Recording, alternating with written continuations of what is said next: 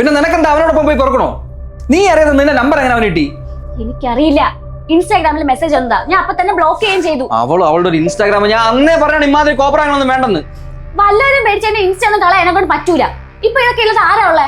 ഞാനില്ലേ ഇമാതിരി കോപ്പറാങ്ങളെ കണ്ടിട്ടാണോ ഞാൻ ജീവിക്കുന്നത്? ദേവേട്ടനെ പോലെയാണോ ഞാൻ? ദേവേട്ടനെ കരുതി എന്റെ ഇഷ്ടങ്ങളൊന്നും മാറ്റി വയ്ക്കാൻ ഞാൻ തയ്യാറല്ല.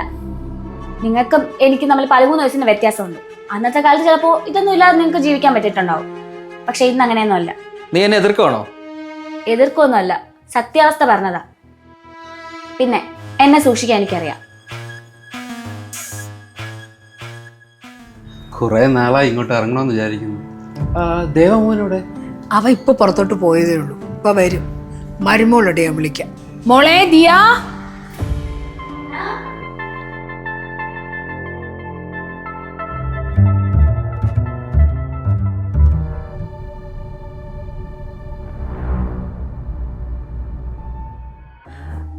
മോള് കുളിക്കാൻ ഇറങ്ങിയതാന്ന് തോന്നുന്നു.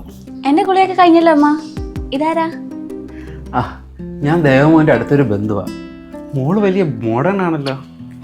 അങ്ങനെയൊന്നും ഇല്ലെങ്കിലേ, എനിക്ക് ഇങ്ങനത്തെ ഡ്രസ്സാ കംഫർട്ട്. എന്തായാലും ദേവമോന് പറ്റിയ കൂട്ട്. എന്നാ ഞാൻ അങ്ങോട്ട് ചെല്ലട്ടെ, എനിക്കൊരു സ്ഥലം വരെ പോകാനുണ്ട്. ശരി ശരി.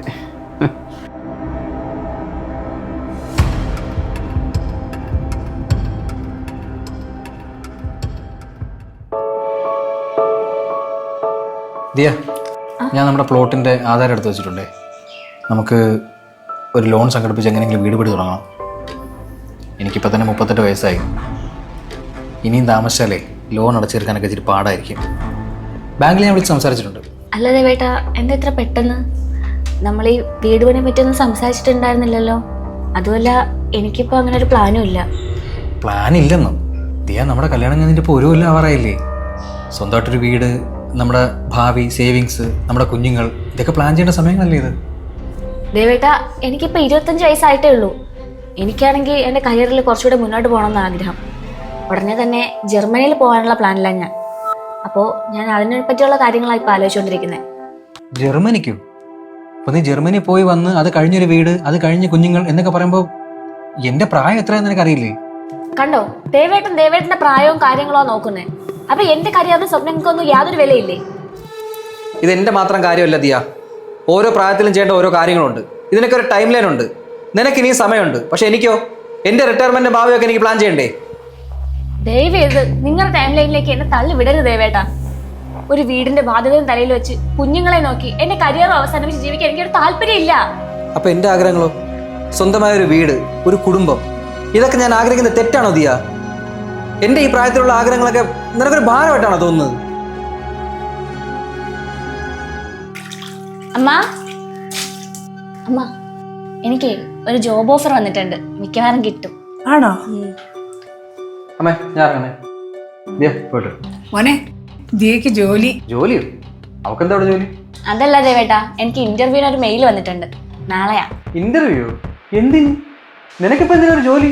പിന്നെ ഞാൻ എന്തിനാ ഇത്രയും പഠിച്ചേ? ഞാൻ ഒത്തിരി കാത്തിരുന്ന് കിട്ടിയ ഓഫറാ. എനിക്ക് എന്തായാലും പോണം. എന്നാ പിന്നെ നാളെ തൊട്ട് നീ കെട്ടിയിരിക്കും ജോലിക്ക് പോ. വീട്ടിലെ കാര്യങ്ങളൊക്കെ നോക്കി ഞാൻ ഇവിടെ ഇരുന്നോളാം. ഏട്ടാ എന്തിനാ ഇങ്ങനെ ചൂടാവുന്നേ? പിന്നെ എന്നെ കല്യാണം കഴിച്ചോണ്ടത് എന്തിനാ? ഇവിടെ ഇങ്ങനെ ഇരുത്തിയേക്കാനോ?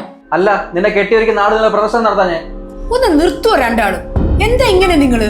എടാ, അവള് കൊച്ചാണെന്നെങ്കിലും പറയാം. നീയാ ദേ, അവൾ പഠിച്ചതല്ലേടാ, വീട്ടിൽ ഇരിക്കാനാണോ? അവള് പോയി ജോലി നോക്കട്ടെ. അമ്മ, അത് പിന്നെ നീ ഒന്നും പറയണ്ട. മോള് പോയിട്ട് വാ. താങ്ക്സ് അമ്മ.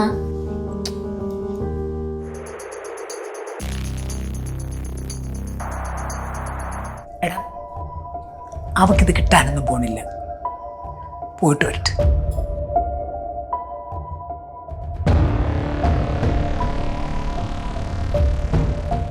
Good morning, sir. I am Diya Devan. I am from Trivandrum. I have completed my post-graduation from... നീ ഇതെന്തോ കാണിക്കുന്നത്? നാളത്തേക്ക് ഉള്ള ഇന്റർവ്യൂവിന് വേണ്ടി പ്രിപ്പയർ ചെയ്യുക. നിനക്ക് വേറെ പണിയില്ലേ? പോയി കിടന്ന് ഉറങ്ങാൻ നോക്ക്. പിന്നെ മാസം 50,000 രൂപ ശമ്പളമുള്ള ജോലിക്കല്ലേ പോകാൻ പോകുന്നത്?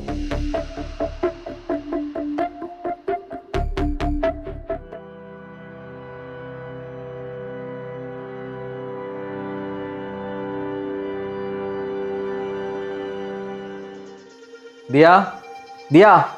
മോനെ, അവള് വന്നില്ല മോനെ. ഉച്ചയ്ക്ക് ഇന്റർവ്യൂ കഴിഞ്ഞെന്ന് പറഞ്ഞാണല്ലോ.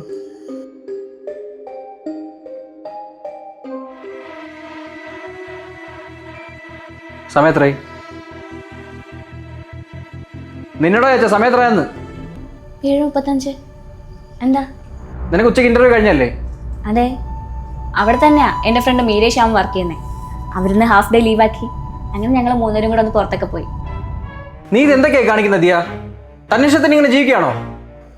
അതിനിപ്പോ എന്താ ഉണ്ടായേ? മോളെ, പെൺകുട്ടികൾ നേരത്തിനും കാലത്തിനും വീട്ടിൽ കയറണം. നമ്മൾ നമ്മളെ തന്നെ നോക്കണ്ടേ മോളെ? അതിനിപ്പോ എന്താ അമ്മ ഉണ്ടായേ? ഞാൻ ഇങ്ങ് വന്നില്ലേ? നീ കിടന്ന് ന്യായീകരിക്കില്ല ദിയ. ഈ ലോകം എങ്ങനെയാണെന്ന് നിനക്ക് നന്നായിട്ട് അറിയാം. നാട്ടുകാരെ കണ്ട് ഓരോന്ന് പറയിക്കരുത്. നാട്ടുകാരെന്ത് പറയാനാ? എന്റെ ലൈഫ് തീരുമാനിക്കേണ്ട ഞാനല്ലേ, അല്ല നാട്ടുകാരാണോ? പിന്നെ നാട്ടുകാരെ പേടിച്ച് എന്റെ കൂട്ടുകാരുടെ കറങ്ങാൻ പോയിരിക്കാന്ന് എന്നെ കൊണ്ട് പറ്റൂല. നാട്ടുകാരെ പേടിക്കണ്ട, പക്ഷെ എന്നെ പേടിക്കണം. ഞാൻ നിന്റെ ഭർത്താവാണ്. നീ എവിടെ പോകുന്നു, എപ്പോ വരുന്നു എന്നൊക്കെ ഞാൻ അറിഞ്ഞിരിക്കണം. ഭാര്യ അഴിച്ചുവിട്ട് കാത്തിരിക്കുന്ന ഒരു പോങ്ങനല്ല ഞാൻ. മനസ്സിലാക്കോ നീ? ഇനി മുതൽ 6 മണി കഴിഞ്ഞാ ഈ വീട്ടിലോട്ട് വരണ്ട.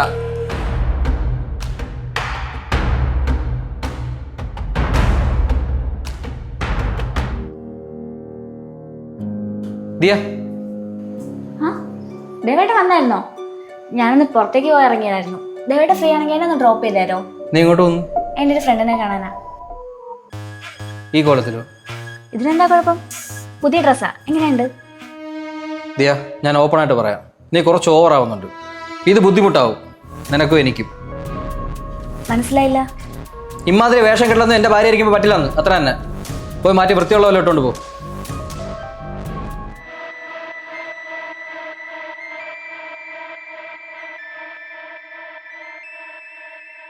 ഇത് കെയറിങ് അല്ലടാ, പക്ക കൺട്രോളിങ്. എന്നെ കൊണ്ട് പറ്റുന്നില്ല, ശ്വാസം മുട്ടുവാ ഇവിടെ. റിയ, അയാള് കുറച്ച് ഏജ്ഡ് അല്ലേ, അതിന്റെ ആവും. നീ അത് കാര്യാക്കണ്ട. അത് പോട്ടേന്ന് വിചാരിക്കാം. ഒരുമാതിരി മുരട സ്വഭാവം എപ്പോഴും. നമുക്കും ഇല്ല ഇഷ്ടങ്ങള്. കേസ് കണ്ടിട്ടില്ലേ നിന്റെ അച്ഛൻ 13 വയസ്സ് വ്യത്യാസമുള്ള അയാളെ പിടിച്ച് കെട്ടിച്ചേ? നിനക്കും ഇഷ്ടമില്ലായിരുന്നെങ്കിൽ എന്തിനാ സമ്മതിച്ചേ? എടാ, എനിക്ക് ഇഷ്ടക്കുറവൊന്നുമില്ല. പിന്നെ ഏജിലൊക്കെ എന്തിരിക്കുന്നു, നമ്മളെ ട്രീറ്റ് ചെയ്യുന്ന രീതിയിലല്ലേ നമ്മുടെ ജീവിതം. പിന്നെ പഴഞ്ചനാണെന്നൊക്കെ വെറുതെ വിടാന്ന് വിചാരിക്കാം. പക്ഷേ കൺട്രോളിങ്ങാ. അത് ചെയ്യരുത്, ഇത് ചെയ്യരുത്, അതിടരുത്, ഇതിടരുത്. എടാ, ദയവായിട്ട് മരുന്ന്, ഞാൻ പിന്നെ വിളിക്കാമേ.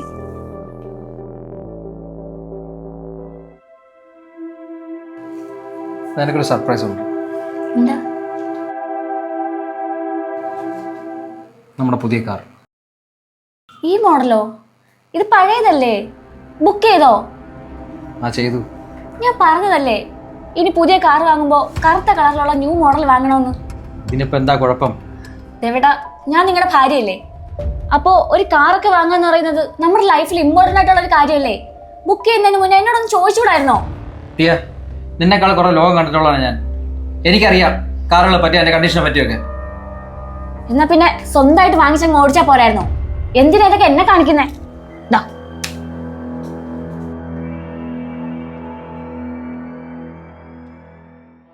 Sir, that's not my mistake. Sir, കുറച്ച് ടൈം തന്നാൽ എനിക്ക് ഐ കൻ എക്സ്പ്ലെയിൻ. സർ, എന്ത് പറ്റി ദേവേട്ടാ? ദേവേട്ടാ, എന്നെ കൊണ്ട് കൂട്ടിയെ കൂടുന്ന കാര്യമല്ല. നീ പോയി ഇൻസ്റ്റാഗ്രാമിൽ റീൽ നോക്കൂ. അതെ, ഞാൻ അന്നൊരു ഇന്റർവ്യൂ അറ്റൻഡ് ചെയ്തില്ലായിരുന്നോ? അതെനിക്ക് കിട്ടി, അസിസ്റ്റന്റ് മാനേജറായിട്ട്. മന്ത്ലി 60,000 രൂപയുണ്ട് സാലറി. അപ്പോൾ നാളെ ജോയിൻ ചെയ്യണം. ഞാൻ ജോയിൻ ചെയ്യും.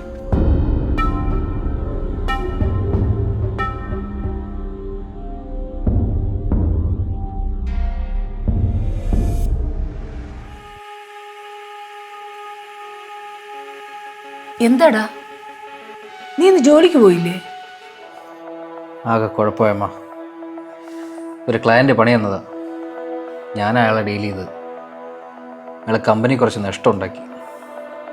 ഏറെക്കുറെ 25 ലക്ഷം രൂപ വരും. അതിന് ഞാൻ ടാലി ചെയ്യണം. 25 ലക്ഷോ? എന്തുവാടാ നീ പറയുന്നേ? എനിക്കറിയില്ല മഞ്ഞ്, എനിക്കാകെ ഭ്രാന്ത് പിടിക്കുന്നു. ജോലി മിക്കവാറും പോവും. ദിയാ, ദിയാ. എടാ, അവളിവിടെ ഇല്ലല്ലോ. ഇല്ലേ? അവള് ജോലിക്ക് പോയില്ലേ? ഇന്നല്ലേ അവള് ജോയിൻ ചെയ്യുന്ന ദിവസം. നീ പോയതിന്റെ പിറകെ അവള് പോയില്ലേ? എടാ, പൈസക്ക് ഇനി നമ്മൾ എന്ത് ചെയ്യൂടാ?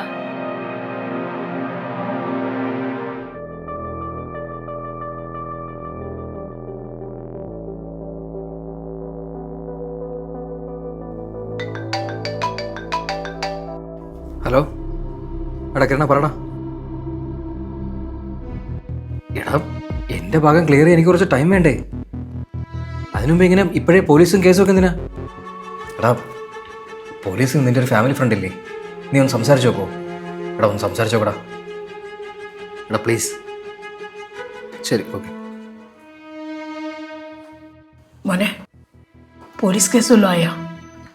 ക്യാഷ് ഉടനെ കൊടുക്കേണ്ടി വരും. അവരെ ലീഗലായിട്ട് പ്രൊസീഡ് ചെയ്യാൻ സ്റ്റേഷനിൽ പോകേണ്ടി വരും.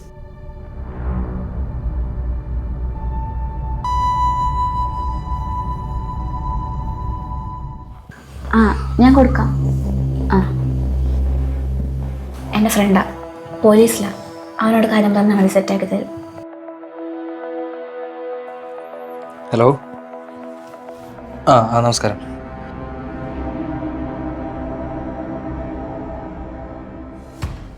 അമ്മ, ഞാനൊരു ഭാര്യയാണ്. ഒരു ലൈഫെന്ന് പറയുമ്പോൾ ഭാര്യയ്ക്കും ഭർത്താവിനും അതിൽ തുല്യ അവകാശമാണുള്ളത്.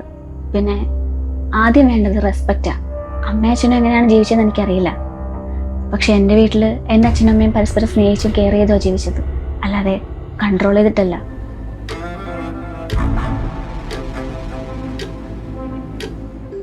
Thank you so much. ഞാൻ കൊടുക്കാം. ഓക്കെ. ഹലോ. ആടാ, ഓക്കെ, താങ്ക് യു.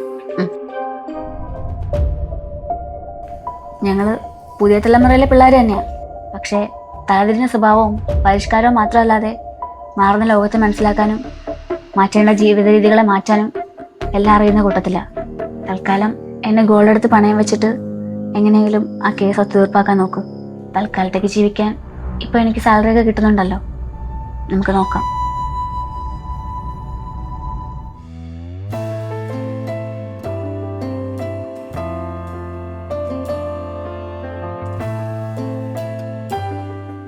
മോനെ, എനിക്കിനി അടുക്കളയിലൊന്നും ചെയ്യാൻ വയ്യടാ.